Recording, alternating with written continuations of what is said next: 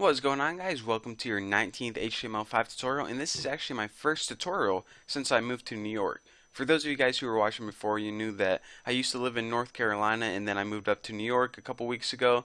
Actually, I think like a week ago today, in fact. And so yeah, the move went well. I didn't get in a car crash or anything, so I'm ready to start making some tutorials again. So let's jump right into this. In this tutorial, I'm just going to talk about all the leftover stuff that I kind of left out when I was talking about the flexible box model. So after this tutorial, you're going to know everything about laying out the flexible box model. So let's see where we picked off because I know it's been a while.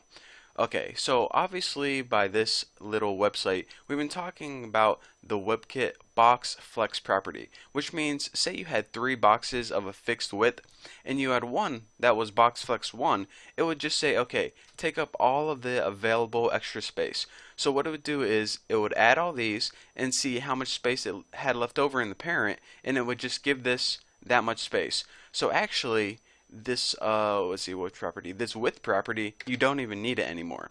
And actually what I'm going to be doing is I'm going to be deleting the width property for all of these, and I'm going to be giving all of them a box flex property of 1.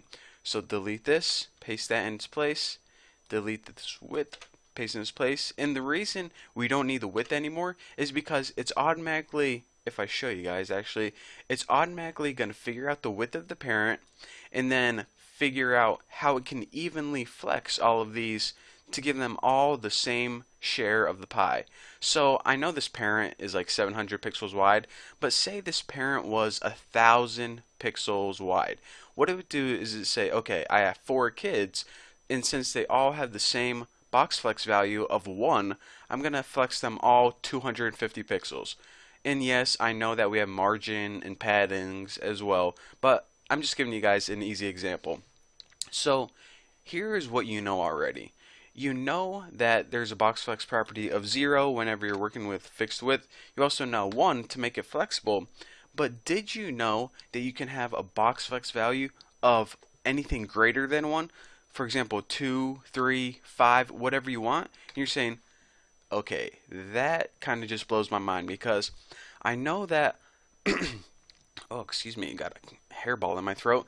I know that 0 makes it unflexible and 1 makes it flexible. So what the heck would 2 do? Well, let me go ahead and give you guys an example. Let's go ahead and pick on kid number 2. Hey, kid number 2. So if we go ahead and save this, we can see that, okay, kid number 2 kind of grew a little bit. So what's going on is this.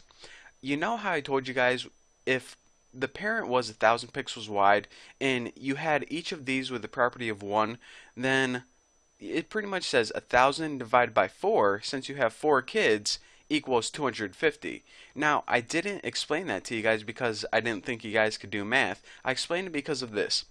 Whenever you have 4 kids with the even box value, it divides it evenly. However, since kid number 2 now takes up 2 spaces, what it's going to do is this.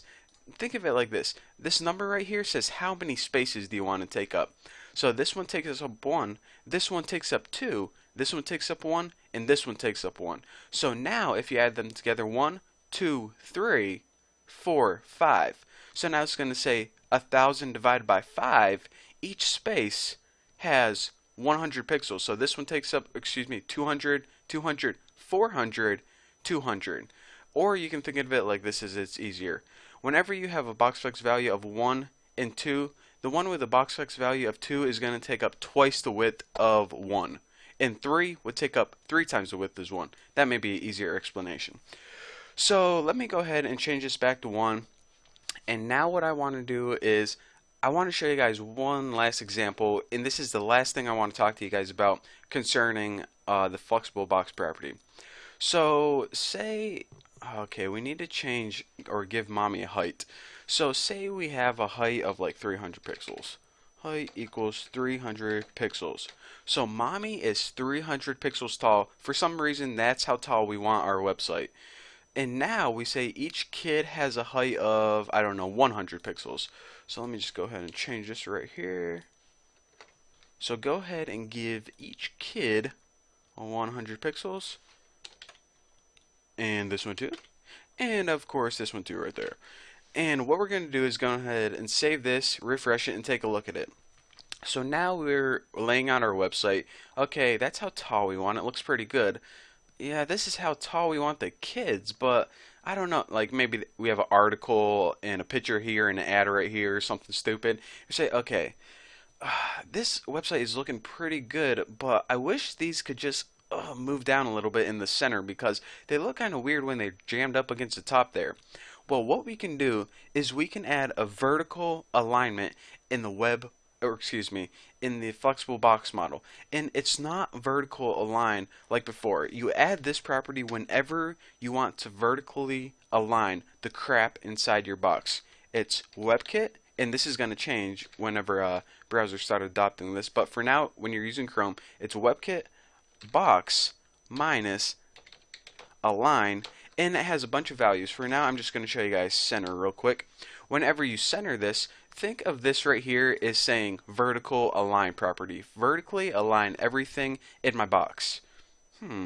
That's kind of a yeah. Anyways, just go ahead and center that. And as you can see, since we added that center align property, it's center aligned vertically up and down everything inside the parent box.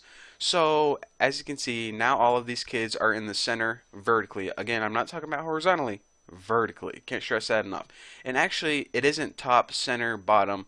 It has a bunch of let me think of the values. Start, end, center, baseline, and stretch. And by the way, everything by default is stretch. So if you don't mess with it at all, what it's going to do is, and if you don't get it a fixed height like this, what it's going to do is it's going to go ahead and, let me go ahead and delete these heights.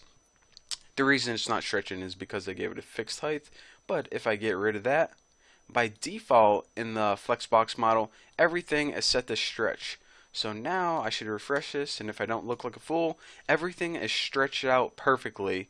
So that's the default value, but again, start is like the top and the end is the bottom. You'll figure it out. So anyways, that's all the time I have for this tutorial. In the next tutorial, we're going to get away from the flexible box model because I'm sure your brains are as packed full as much Flexbox model info as you can handle. So anyways, thank you guys for watching. Don't forget to subscribe, and I'll see you guys in the next tutorial.